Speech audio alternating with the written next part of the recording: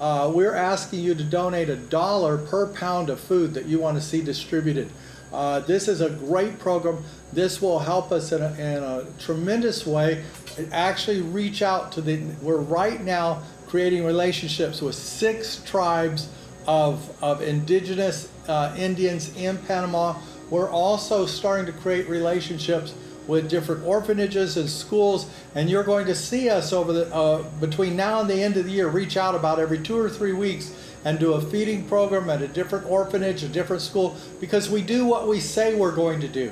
So if you give $1, that'll provide a pound of food for a needy child, and that pound of food may be reduced into our superfood product, but it's going to have the same nutrition, it's going to have the same capabilities.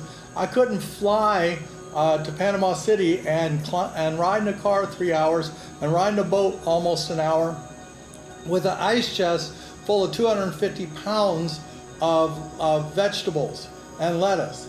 But I was able to fly with over 4 pounds of superfood in a Ziploc bag in my suitcase. And that 4 pounds of superfood mixed with beans and rice are baked into cookies is a wonderful way to boost the nutrition of the children. The children on these islands are like children all over the world. They have a base level of food that they're eating. The ones on the islands at least have protein. They eat fish and they eat beans and rice, but beyond that base level, which very little of that has a lot of nutrients as far as vitamins and minerals in those things. And so what you're looking at is a level of malnutrition, even though they're eating. And so if we can add a superfood product to the nutrition they already have, and what they're doing is they don't have a house payment, they don't have a car payment, they don't pay for electricity. Most of that's solar created if they use it. They might buy a boat, but they use a dugout canoe if they can't buy a boat. And if we take these people and look at them, they're spending any little bit of money they make on junk food.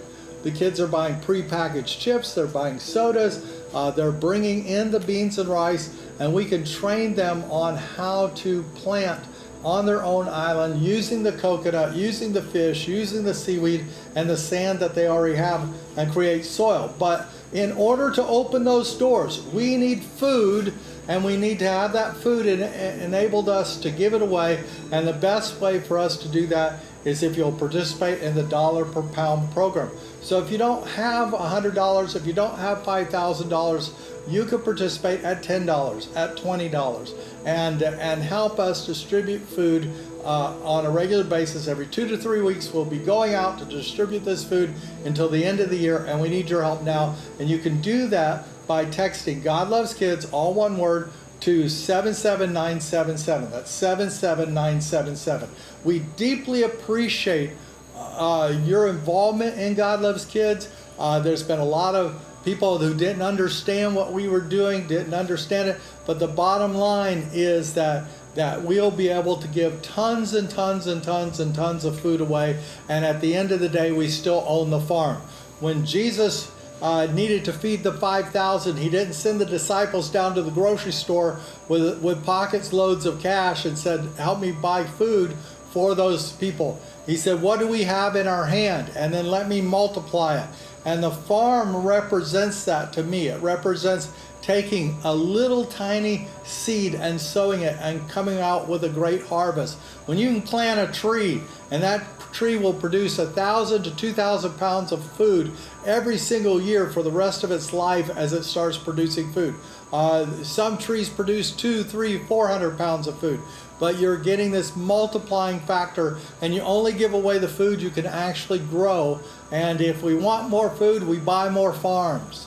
That's the bottom line. If we need to distribute more food, we buy more farms. But you're helping us in the interim. You're helping us give away this food by investing $1 per pound in the food that we're giving away. And you can do that by texting God Loves Kids at 77977.